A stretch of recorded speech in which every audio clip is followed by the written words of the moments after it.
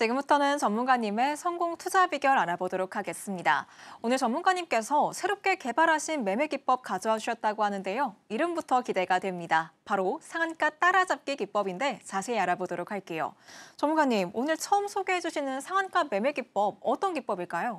우선 설명을 좀 드리기 전에 우리가 알아야 될 건 상한가 간 종목을 매매하는 전략은요, 크게 두 가지가 있습니다. 첫 번째, 우리가 많이 알고 있는 내용들이죠. 상한가 따라잡기라는 매매 전략이 있죠. 우리가 이제 이 부분을 짧게 상따한다 이런 식으로 많이 이야기를 합니다. 제일 사람들이 많이 하는 매매 기법, 그리고 쉽게 매매할 수 있고 대신 리스크가 큰 게 상한가 따라잡기죠. 그리고 또 다른 상한가 종목들을 공략을 하는 방법은요, 상한가 간 종목을 다음날 매매하는 전략이에요. 이 두 가지가 실질적으로 상한가 간 종목을 매매할 수 있는 전략들인데 상한가 따라잡기에 대한 부분들은 아마 많이 알고 계실 겁니다. 하지만 우리가 오늘 배울 건 상한가 다음날, 상한가 간 종목을 다음날 매매하는 전략들. 그래서 넥스트상 매매 기법이라고 생각을 해주시면 좋을 것 같고 이 부분에 대해서 오늘 좀 자세히 알아보도록 하겠습니다. 우선 상한가 매매 전략들은 크게 두 가지 있다고 했으니까 하나하나 설명을 먼저 짧게 드리도록 할게요. 우선 상한가 따라잡기. 우리가 상따라고 많이 부르는 매매입니다. 이건 주로 이제 전업 투자자들이나 프로 트레이더들이 매매하는 자리라고 보시면 좋을 것 같아요. 왜냐하면 전업 투자자나 프로 트레이더들은 거의 매일 수익을 내야 되기 때문에 이런 상한가 가는 종목들, 상한가 갈 만한 종목들, 상한가 따라잡는 매매를 좀 많이 진행을 하고 있습니다. 개인들은 이 상따를 어떻게 하냐? 초단타로 매매를 많이 해요. 사자마자 1, 2%, 3% 상한가 찍기 직전에 팔고 이런 식으로 초단타 매매를 하고 있습니다. 초단타를 제외하고 나서는요, 직장인분들이 상한가 따라잡기를 하기에는 조금 어려운 매매라고 생각을 하고 있습니다. 실제로 해보신 분들은 아시겠지만 상한가 따라잡기 시작하면 장 끝날 때까지 계속 봐야 돼요. 그래서 상한가가 잠기더라도 생각보다 마음 편하게 있을 수가 없습니다. 자, 다음은 넥스트상 기법인데 이 기법을 제가 오늘 자세하게 설명을 드릴 거고, 넥스트가 뭐예요? 다음이죠, 다음. 상한가 간 종목을 다음날 거래하는 게 넥스트상 기법이다. 이 두 가지 기법에 대해서 좀 말씀을 드릴 건데 상따는 많이 아실 거고 저는 상따 매매를 하지 않습니다. 저는 넥스트상 기법으로 상한가 간 종목들을 다음날 매매하는 전략들을 가져가는데 넥스트상 기법은 그럼 무엇이냐? 대부분 상한가 따라잡기, 상따한 사람들이, 상따한 투자자들이 다음날에 시가 상승 갭, 오늘 상한가를 만들어줬어요. 다음날 그럼 대부분 갭이 상방으로 뜰 가능성이 높죠. 상방으로 갭이 뜨게 된다고 한다면 상한가 따라잡기 한 투자자들은 다 매도합니다. 즉 차익 실현을 진행을 하는데 이 차익 실현이 진행이 되는 물량들을 우리가 받는다. 우리가 받아서 주가가 다시 한번 올라가는 모습들을 보여줄 때 우리가 거기서 수익을 챙겨가는 매매다라고 보시면 좋을 것 같습니다. 큰 그림으로 봤었을 때 상따한 투자자들이 다음날 갭 뜨면 거기서 매도를 하죠. 몇 %던 갭 뜨면 대부분 수익을 바로 챙깁니다. 매도하는 물량들이 쏟아지면 우리는 그걸 받아서 다시 한번 올라갈 때 수익을 챙기는 매매가 넥스트상 기법이다라고 보시면 좋을 것 같고, 대부분 상한가를 만드는 건요, 큰 손들이 만들어요. 아무리 개인들이 합심해서 이제 매수를 계속 하더라도요, 절대 상한가 못 만들고요. 상한가 절대 잠글 수 없습니다. 결국에 상한가를 만드는 건 큰 손들인데 이 큰 손들은요, 이 상한가, 종가, 어쨌든 상한가 만들면 여기서 종가가 형성이 되죠. 이 종가 자리를 지키려는 습성이 매우 강합니다. 그래서 우리가 이걸 역으로 이용해서 매매하는 게 넥스트상 기법이다라고 보시면 좋을 것 같습니다. 자, 그렇다고 해서 우리가 상한가 간 종목을 모두 다 매매하느냐? 그건 또 아니에요. 자, 오늘 기준으로 상한가 간 종목이 신규 상장주를 제외하고 6개입니다. 자, 그럼 넥스트상 기법이니까 상한가 간 종목들을 내일 매매하는 거니까 모든 종목을 다 매매하냐? 절대 아니죠. 이 안에서도 우리는 조건 기준들이 있습니다. 자, 첫 번째, 당연히 상한가 마감을 해줘야 되겠죠. 오늘 상한가 마감을 해줘야 우리가 내일 매매할 때 전날 상한가 마감한 종목이죠. 상한가 찍고 내려와서 25% 마감, 23% 마감 매매 안 합니다. 무조건 오늘 상한가 마감 찍어준 종목들을 내일 매매하는 거예요. 이게 첫 번째 조건이고요. 두 번째, 다음날 시가가 상승 갭이 떠야 돼요. 왜 그러냐면 상한가 종목들을 만들어줬습니다. 오늘 상 갔어요. 이 종목이. 그럼 내일 갭이 상승으로 뜨는 경우, 종가보다 위로 상승으로 뜨는 경우와 갭이 하락으로 뜨는 경우가 있어요. 근데 대부분 갭이 하락으로 뜨면 이대로 눌러주는 경우가 많거든요. 이런 종목 매매 안 한다 이거예요. 즉 상한가 가고 다음날 시가가 상승 갭을 만들어준 종목만 매매를 한다. 라는 거고요. 그 다음 일봉상 자리가 중요합니다. 상한가를 만들어줬으면 결국엔 오늘 준비 시작해서 주가가 0%에서 30%까지 올라갔다는 건데 그 30%까지 올라가면 장대 양봉을 만들어주겠죠. 이 장대 양봉을 만들어준 이 자리가 어떤 자리인가가 중요해요. 로보티즈처럼 신고가를 만들어준 자리냐 아니면 52주 신고가를 만들어준 자리냐 아니면 앞에 매물대를 돌파해주는 자리냐 딱 매물대에 걸리는 자리냐 이 일봉상의 위치도 매우 중요하고요. 상한가 만든 이유, 이 재료도 매우 중요합니다. 자, 1번과 2번은 확실하게 우리가 기준으로 볼 수 있어요. 전날 무조건 상한가 마감해야 되고요. 다음날 시가가 갭 상승 떠야 됩니다. 이거는 변하는 사실은 없어요. 하지만 우리가 조금 유동적으로 보는 건 일봉상의 종가 위치, 상한가 위치, 그리고 상한가 만든 재료들 이 부분들이 다음 날까지 이어지고 상승할 수 있는 재료인가 이 부분을 우리가 파악해서 이 모든 종목을 매매하는 게 아니고 이 중에 상승 갭 뜨고 다음날 일봉상 자리 괜찮고 재료 괜찮은 친구만 우리가 매매를 한다라고 보시면 좋을 것 같습니다. 자, 상한가 따라잡기 매매, 상따 매매가 있고요. 상한가 기준에 넥스트상 매매가 있어요. 그 두 가지 매매가 있는데 상한가 따라잡기보다 넥스트상, 제가 말씀드리는 넥스트상 매매 기법이 더 좋은 이유를 지금부터 좀 설명을 드리도록 하겠습니다. 자, 상한가 따라잡기 매매를 했었을 때 리스크는 무엇이 있을까요? 자, 첫 번째는 장중에 상한가가 풀릴 수가 있습니다. 이따가 예시를 보여드릴 건데 상한가를 이제 오전에 도달을 했어요. 딱 잠궜습니다. 상한가에. 그런데 상한가가 중간에 풀리는 경우가 많이 있을 거예요. 상따 따라해 보신 분들은 아실 건데 그대로 잠가서 마감까지 가는 경우가 있고요. 상한가가 풀려서 빠지는 경우가 있어요. 상한가가 풀려서 빠지면 급락이 나옵니다. 급락이 나오면요. 내가 계속 그 종목을 보고 있으면 상관없지만 대부분 우리가 전업 투자자들이 아니기 때문에 직장을 다니고 있어요. 그래서 직장인분들은요. 실시간 대응을 하기가 어려워요. 상한가가 풀렸을 때 급락 나오면 실시간 대응하기 어렵다는 단점이 있고요. 자, 그 다음은요. 장이 끝나고 나서 제가 상따를 했다고 생각을 해봅시다. 27%에 상한가 갈 것 같아서 샀어요. 3% 수익권에 있습니다. 마감 장이 끝났어요. 그러면 이제 내일 갭 상승할 거에 대한 기대감을 가지고 우리가 하루를 마무리하고 있겠죠. 그런데 장이 끝나고 나서 종목에 악재가 뜨게 된다고 한다면 못 팔아요. 우리가 대응을 할 수가 없다라는 게 큰 단점이고 리스크입니다. 자, 그렇다면 악재가 있거나 뭐 시장이 빠지거나 이렇게 진행이 돼서 다음 날 그 상한가 찍고 종가보다 시가가 떨어져서 하락갭으로 시작하는 경우가 있어요. 즉 상한가 만들어 주고 나서 최소한 이 위에서 시작해야 되는데 아예 시가가 여기서 마이너스 15%에서 시작해 버리는 거예요.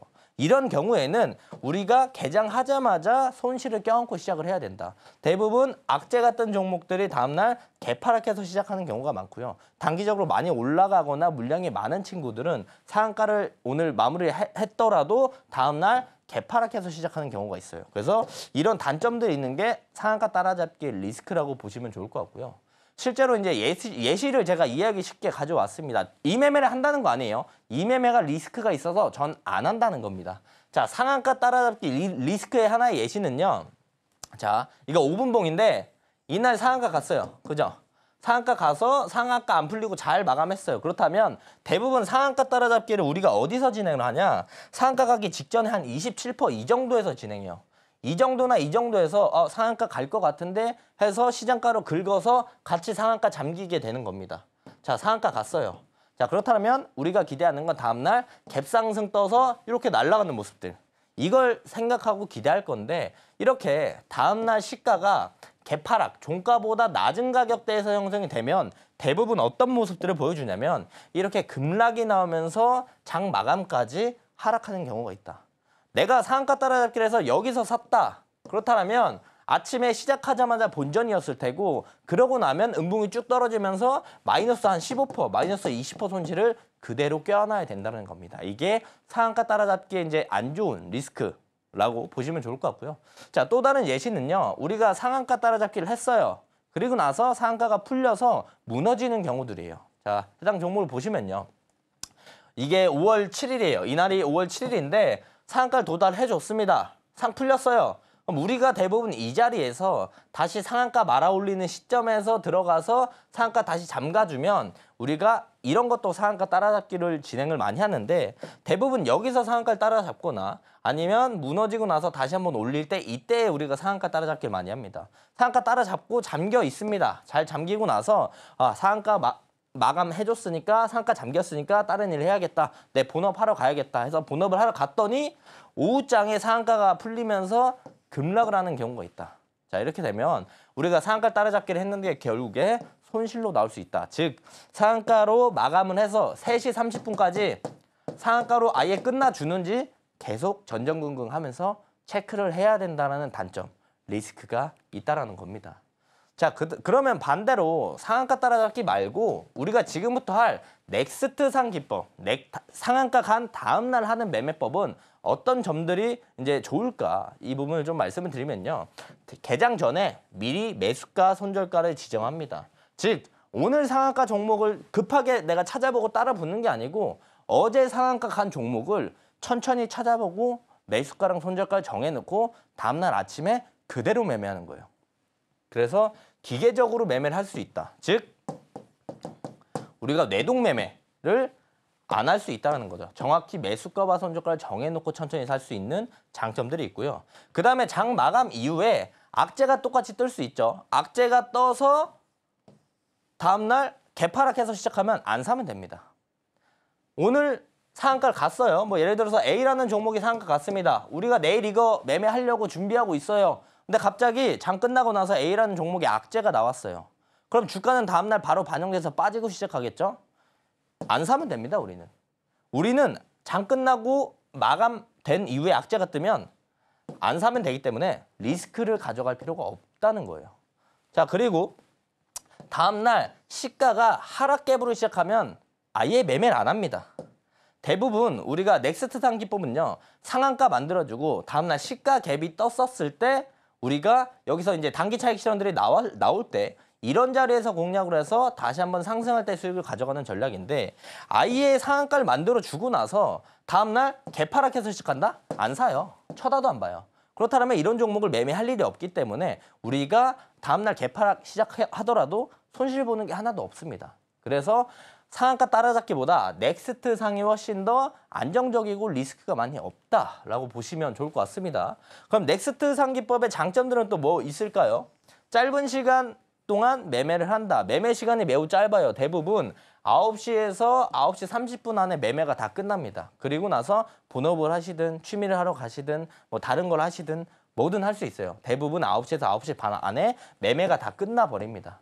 그 다음에 우리 할 거 없어요. 뭐 해야 되죠? 종가 베팅 준비하면 됩니다. 그 중간에 뭐 수급이 어디로 가고 섹터가 어디로 가고 찾아볼 필요가 없어요. 딱 아침에 매매하고 끝이라고 생각을 하시면 좋을 것 같고 오래 끌어봤자 11시 안에 매매가 끝납니다. 점심 먹기 전에 모든 매매가 끝난다. 이게 큰 장점이고요. 그리고 당일 매수, 당일 매도를 진행을 하면서 매매가 끝나기 때문에 지수의 영향을 크게 받지 않아요. 오늘처럼 오늘 시장이 빠졌죠. 시장이 빠져서 전체적으로 이제 기술주들 그리고 이전에 상승했던 종목들이 많이 빠지는 모습들을 보여줬는데 당일 매수, 당일 매도기 때문에 지수가 앞으로 더 빠지든 올라가든 크게 영향을 받지 않아요.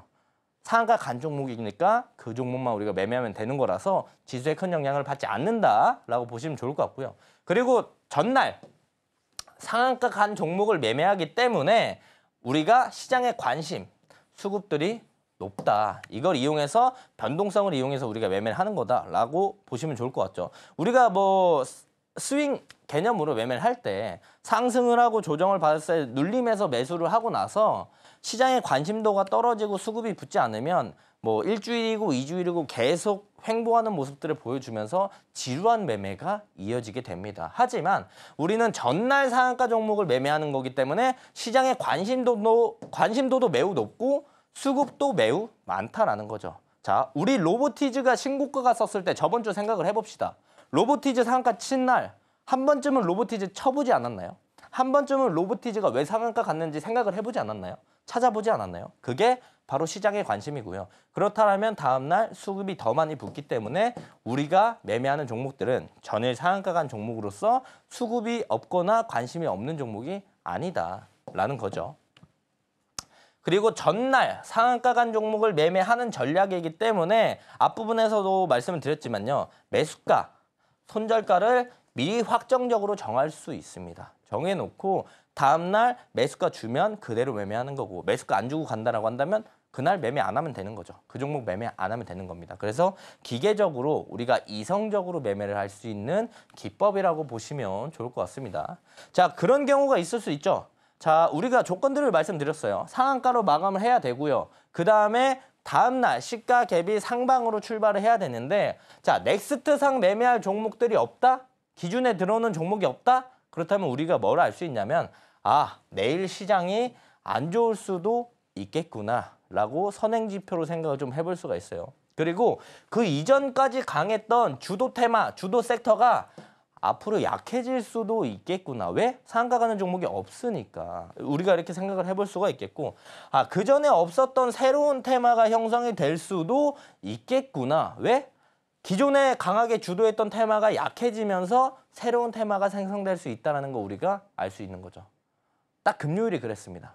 좀 뒤에 잠시 더 설명을 드릴 건데 자, 제가 금요일 날 넥스트 상기법으로 매매하기 위해서 월요일에 어떤 걸 살지 정해놨어요.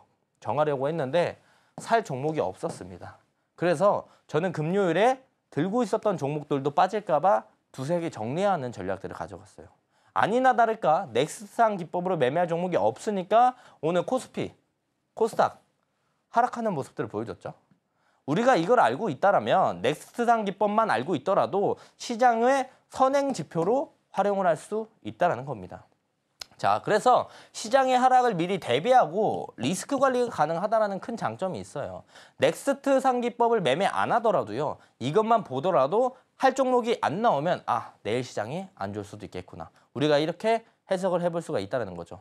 자, 이 내용들이 조금 더 자세히 설명을 드리면요. 금요일에 넥스트상 매매할 종목이 없었어요. 그럼 다음날 시장이 안 좋을 수 있다라고 제가 생각을 했고요. 실제로 오늘 시장이 하락하는 모습들을 보여줬죠. 그리고 그 전까지 강했던 주도 테마가 약해지면서 새로운 테마가 형성될 수 있다.